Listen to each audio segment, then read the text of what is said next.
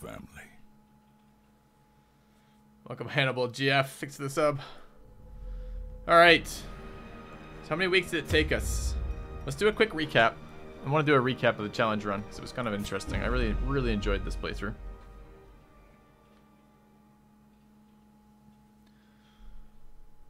So, The plume and the pistol. Start with deaths. A fitting end to my folly. So week 97, by the way. So we were really close on the timing. The timing was tight. There were some things we perhaps could have done to make it a little bit faster. But as a whole, 97 weeks out of 100, that's pretty damn close in terms of competitive. I've been saying this for years, though, that you should be required to kill all the level 5 bosses before you get into the darkest dungeon anyways, because that would make that time limit really pressing. We did end up with infinite resources from the bank. Our money has been going up despite us refusing to collect money in the last 20 weeks or so and spending money wherever we could. We ended up pretty much with everything upgraded. We didn't get the red hook, but we got everything else. All the other buildings upgraded. All of the stuff that we care about max upgraded. Character-wise, you know, we did our normal sanitarium strategy where we're running through everything negative quirks taken out as much as humanly possible. We picked up Fear of Mankind and Syphilis from that. I could see that giant ball sack in the basement giving us syphilis. It seems likely. Actually, sounds kind of true. Death-wise, week 8. This was just kind of unlucky, I think. Actually, I don't remember this death. It may not have been unlucky at all. But this was an early death with Bounty Hunter. Bounty Hunters are fragile. I don't much care for them as a class to play around with. Their skills are good, but their survivability is really low.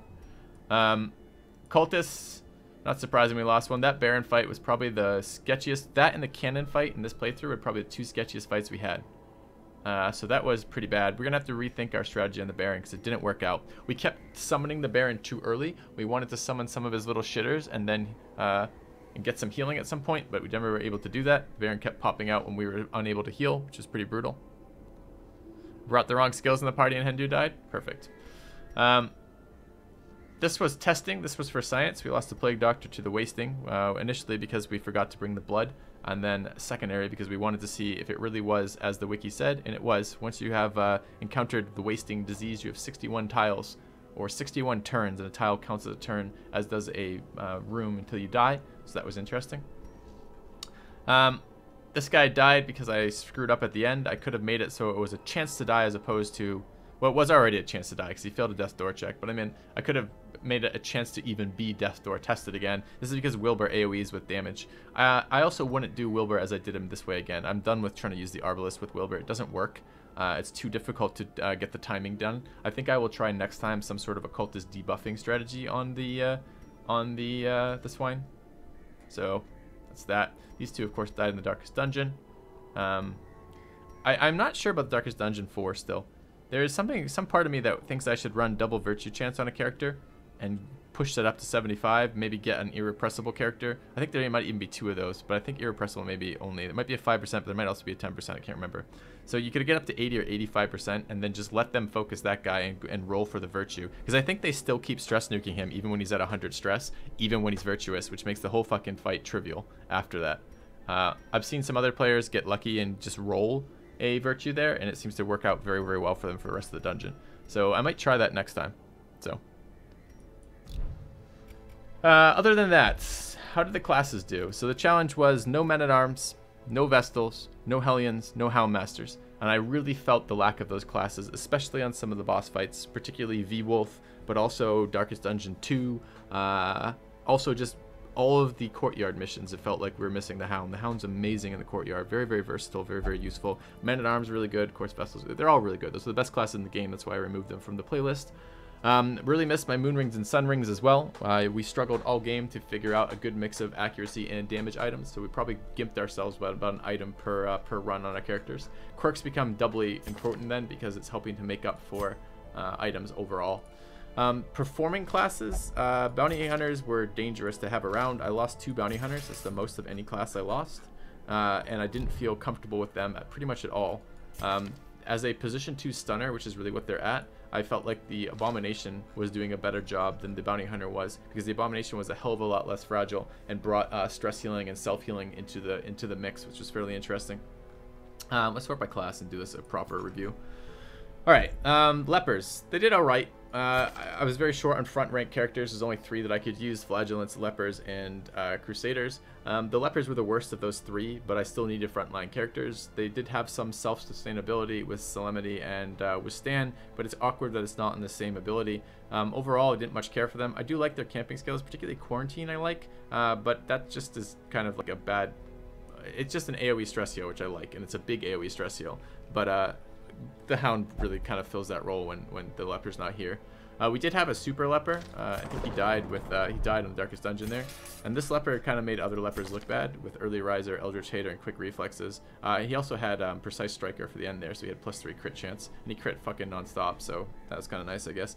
I didn't much care for them, honestly. They're all the problems I would normally associate with Lepers, and I said are there. Intimidate's fairly decent as a skill, honestly. It has a lot of utility with the minus damage, minus protection. There's a surprisingly reasonable number of times where that's not terrible to use, and you can also use it to last hit very, very low enemies. I mean, it's not good, but it's kind of, compared to his other skills, less terrible. Honestly, you could run the Leper without Chop or Hew and you'd be fine. You could run Withstand, Solemnity, and Intimidate and no Force skill, and the Leper would probably be as good as he was this playthrough, because this is just not really a thing that you care about. He almost never swings on the target. The Crusaders were one of the only 2 stress healers I had. They were useful for that respect. They weren't much useful otherwise. I did really like Baron's Lash on the Crusaders. I did like that a lot once they were infected. We made them at a reasonable speed, and reasonable speed Crusaders were pretty nice. As a whole, though, not a huge fan of the Crusader at all. I mean, we got a little bit more use out of Holy Lance. We tried a couple compositions where we started our characters in position 3 and found it to be just as bad as I remember it. It's too awkward and clunky to really use reliably. We liked Bulwark of Faith, but we mostly liked Bulwark of Faith because we were limited on torches. And this was one of the ways on extra long missions I could extend my torchlight, was by bringing Crusaders with Inspiring Cry and Bulwark of Faith. But in a game, in normal campaigns where you have as many torches as you'd like to bring, this is probably going to be pretty much meaningless. But I did like it in that aspect, so it was kind of nice to do that. I like these fight persistent buffs that you have. The opportunity cost is you waste a turn to get them up, but they're there for the entire duration of the fight, so that was pretty cool. But mostly not so great, honestly. Camping skills are pretty bad too. Abominations did really, really good. They're very versatile. They're damaged when you need them. They're stun all the time. Occasionally you're going to throw some blights with them. They're healing and stress healing and self-healing, which is awesome. They've got good HP and good resist, and they have some pretty awesome buffs. Eldritch Blood is really good. There are a number of fights now, especially the boss stuff, where the resists are important. I really liked Abominations. I didn't feel they were overpowered. I mean, it was really nice to bring them with the religious characters. Particularly the Flagellant Abomination combination seemed to be really, really, really strong for this campaign. Probably because Flagellants are really, really strong, honestly. I don't know if that was the Abomination so much doing that, but the Abomination was consistently decent, which is good. They're fast. They're a fast stunner who self-heals and can transform into a damage mode when you want to take on bosses. That's pretty awesome. On the flip side of that, Abominations are particularly vulnerable to the fucking Crimson Curse. The fact that the Crimson Curse can transform you into an Abomination or untransform you out of an Abomination, and you're only allowed to use that once per fight, is retarded. That's absolutely beyond belief dumb. So that's really kind of frustrating. But then the rest of the stuff was pretty good. Rake was pretty decent from time to time. Rage, just consistent damage with a high damage form, so it was kind of good. Flagellants were probably MVP of the run. Flagellant, Arbalest, or Abomination, honestly, were the 3 MVPs of the run. The fact that we didn't have a Vestal for AoE healing let us use Redeem. And Redeem is oftentimes, I don't know about oftentimes nearly as good, but it's situationally as good as the other AoE heal, because it's much bigger in the amount it heals for, and it's still 2 targets. So that was pretty awesome. Consistent bleed damage, a really nice. I like the fact that when they hit 0 health, they don't pull in that Death's Door debuff. I just think they're really, really solidly consistent. They have a really cheap, awesome stress heal for camping. They have the 2-target heal when they're low, which is awesome. And then we did make some use of Reclaim here. I'm not sure it was great, but it did allow us to run some setups we wouldn't have been able to run. Even if we had Vestals available to us, we couldn't have done the cannon with 2 Arbalists in the back and a Vestal in position 2.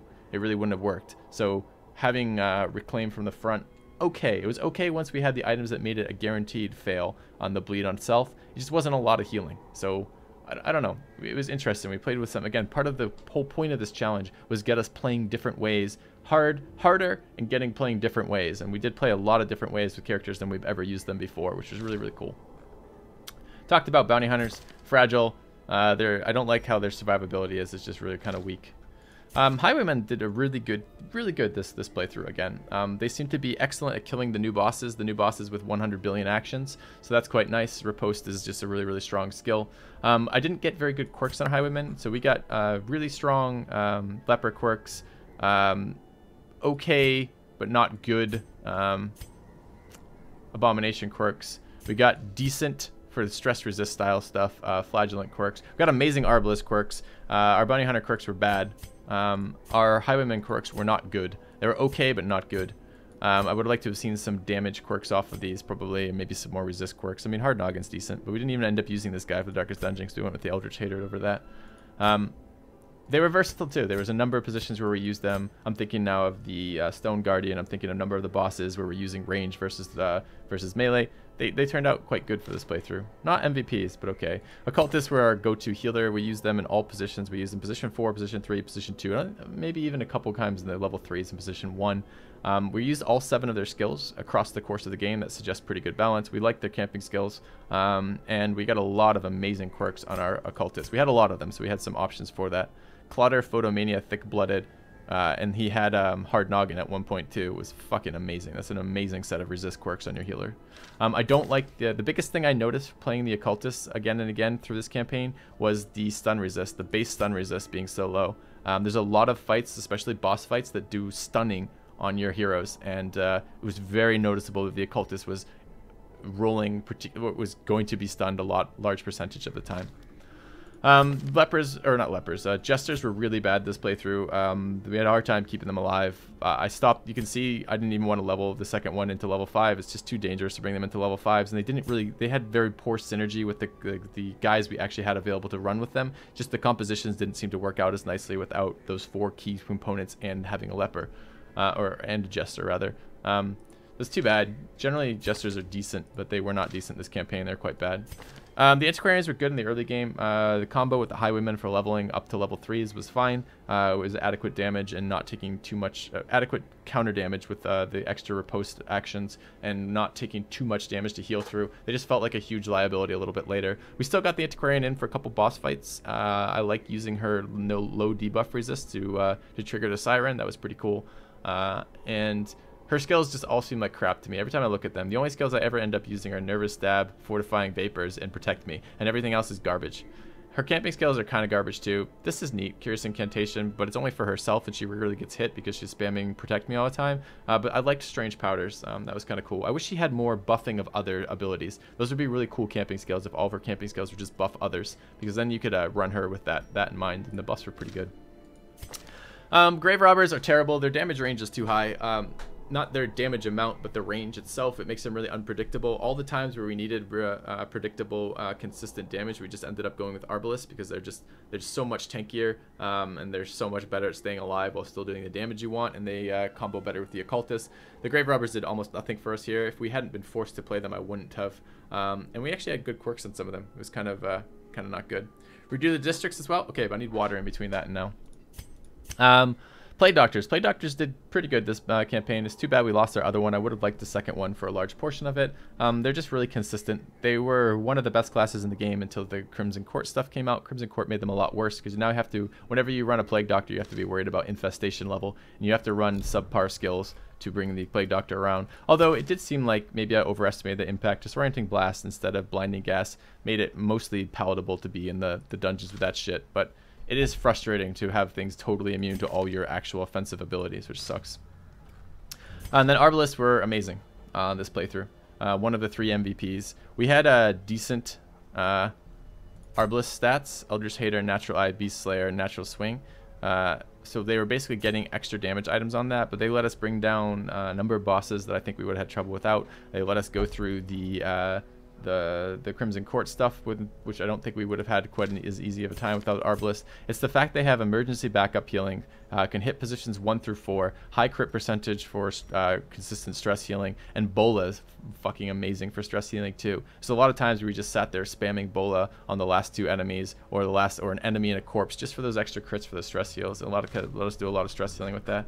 They were surprisingly good. It's the raw HP plus everything else we've talked about, and they combo well with the Occultist. Oftentimes it felt like I did have enough actions on the Occultist to throw out a single vulnerability hex here or there, and most of the other classes we have couldn't take advantage of it. Bounty Hunter is almost always using stuns. That's kind of his job. We don't have a Houndmaster this time, and I think that's there's only 4 classes that can. Oh, the Highwayman damage bonus and the Grave Robber damage bonus really isn't large enough. The only one that could really take advantage of that mark was the Arbalist, and it often was because we couldn't get to position 4 otherwise, or we're looking for a better combination of damage, because the Occultist does less damage than the Arbalist, especially when we're running damage items on the Arbalist, so comboing the Occultist mark plus the Arbalist damage was generally more damage. There were some pretty frustrating moments where, of course, mark missed, but if mark missed, then the attack would have missed anyways, so it doesn't really make it worse to do that.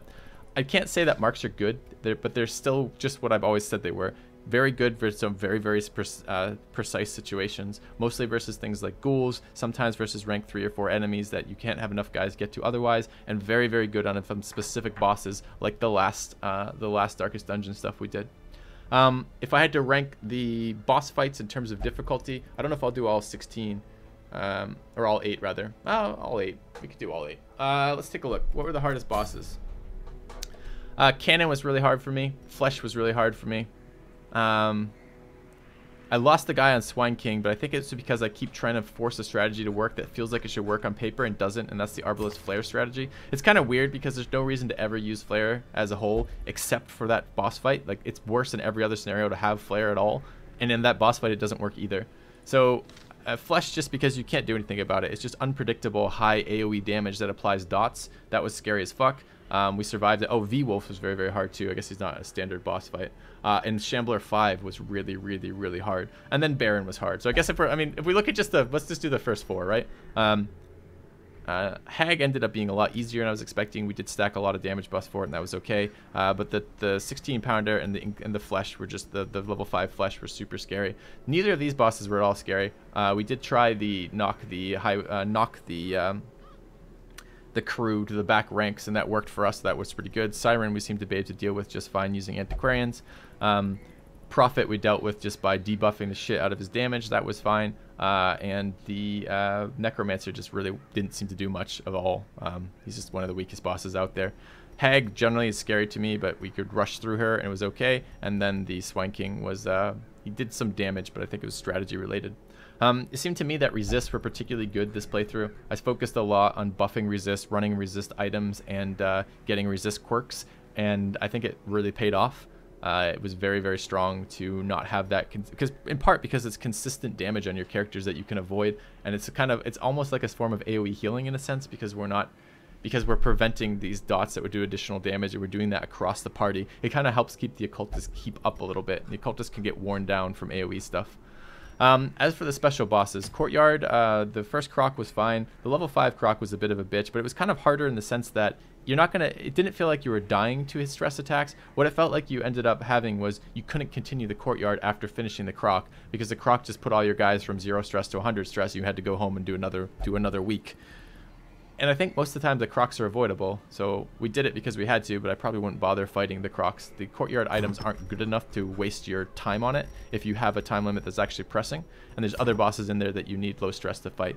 Baron was hard, Viscount wasn't too bad, and Countess seemed pretty easy, actually, from my take-home on this playthrough. I gotta work on a better strategy for the Baron, because that didn't go very well for us. V-Wolf, very challenging. Shambler, level 5, very challenging. We hunted the Shambler level 5 with the ideal group for doing it and still almost lost to the little fucker. He's just a monster of an enemy. The amount of stress and damage and bleeds that come out of the Shambler are insanely challenging.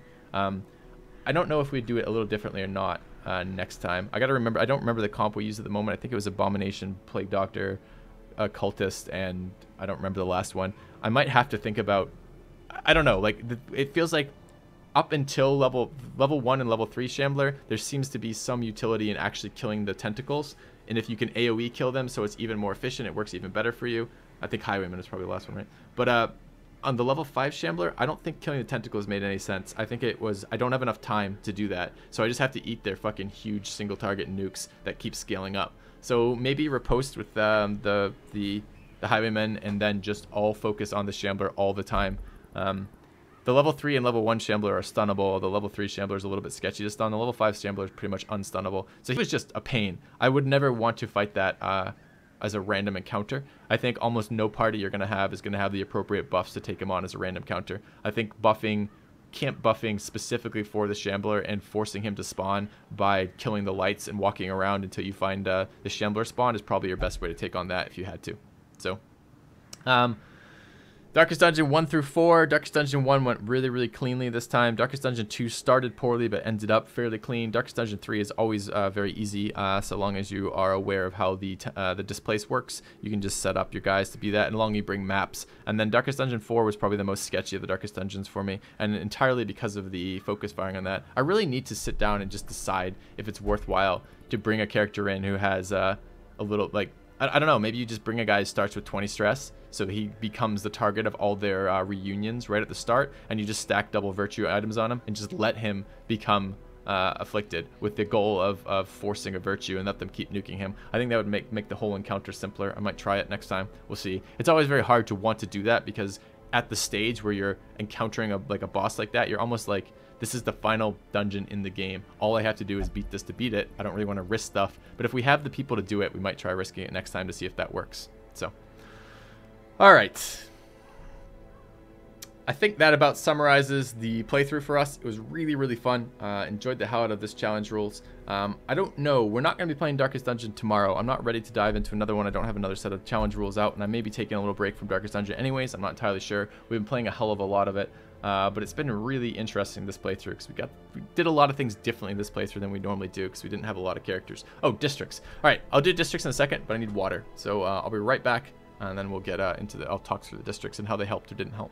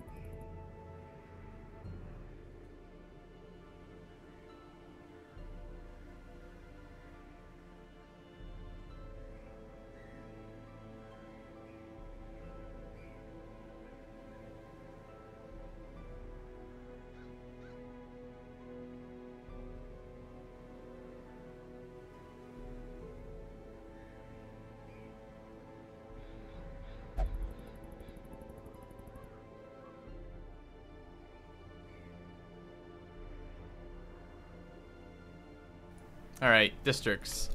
So I was hoping to actually get the monument this game, but we ended up taking the late game once we got enough gold to get. So all right, early game of this was about setting up our base, right?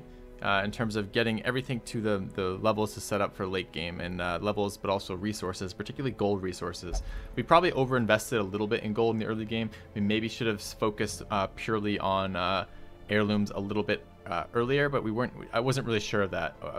I kind of as we leveled our guys to level 5 and my money just didn't change, I didn't kind of notice how many of my guys had already had all their stuff paid for. As it turned out, bank very, very, very strong. Getting it early is good, but I don't think sacrificing your upgrades to get it early is good. Just prioritize it after you get your upgrades to the appropriate level. Cartographer's Camp, it's hard to notice how much this affects you or doesn't affect you, but it is a passive bonus that helps you at all levels of Torchlight. So that, of course, was something that helped us this game. Granary was useless. I just bought it at the end because it was cheap. Puppet Theater was fairly useless as well this playthrough. I don't think it made any difference whatsoever. I bought it late. It was cheap. I wish I had got the Sanguine Vinters a little bit early. There was a portion of this game where I was low on blood. It took me 97 weeks to do this, and I didn't go to the blood farming mission at all. And there is a blood farming mission that spawns. They changed the way that blood spawns. It reduced the overall amount of it, but now you can do blood spawning missions. And I was feeling the blood stuff for a while. So I don't know if I'd get that early or not. If I could, but I probably will. I don't like to do it because it doesn't add any combat bonuses, but it kind of was a bit of a big deal. This was fucking useless. Don't ever waste your time with this. It's just not enough of a bonus, and it's so inconsistent that whatever. So I don't know. I mean, sure, crit on the grave robbers or crit on the highwaymen is decent, but I don't think the rest of it was good enough. Bounty hunters are often using flashbang. I don't break grave robbers. It's just useless. Altar of Light, I like the stun resist for the consistency. I suppose plus healing is okay otherwise, but I don't think this is very expensive, and without the Vestal probably wasn't worth it. With the Vestal it could be quite good. It's basically an extra item. Training Ring is always amazing. It was even amazing this game, and I didn't have any fucking Houndmasters and Man-at-Arms. With the Houndmaster and Man-at-Arms, I mean, think of this. This is two of the best classes in the game, and a class that's quite decent, combined with accuracy and hit points. That's amazing. And an Athenaeum, I don't know how to really say this. This was good in Darkest Dungeon 3, and I don't think before Darkest Dungeon 3 it mattered at all. So it was good for getting 100% dot rate on the Plague Doctor in Darkest Dungeon 3. Performance Hall, I bought it because it was cheap and early. We didn't use Gestures all that much. I'm sure having Finale do additional damage is good, but Finale is pretty bad overall. And Outsider's Bonfire was awesome. It was consistently awesome across the course of the game. I was kind of surprised.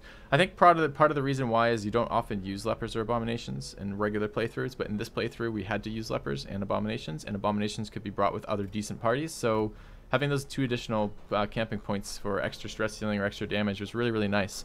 I feel like stacking damage items on the hard stuff and stacking resist items and damage items for the hard bosses is really the way to make those approachable. Anyways, the other thing, there's just one last thing about this campaign I want to mention, which is I used a ton of consumables, way more consumables than I normally would play, especially in the later stages, and I think that was kind of important for going through minimizing the risk in the level 5 dungeons. Level 5 dungeons are scary, especially the level 5 warrens are particularly terrifying. You guys saw what the fucking Skybers did to me, or whatever they're called. Those things are disgustingly dangerous, and you really need to be prepared for them. Same with the level 5 Shambler. If you go into that without consumables, you're just rolling dice whether or not you're going to lose your entire party or not. You go in with consumables, you're still rolling dice, but the dice are a lot more weighted in your favor. So, I don't know. It was pretty interesting. It was a really fun campaign. So,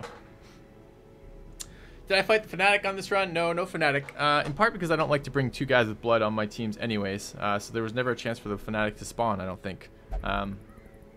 Maybe we'll go back and do him another time at some point in a different campaign, but he was one of the ones, that I wasn't gonna say that I had to make that happen for the campaign to end. So yeah, pretty interesting.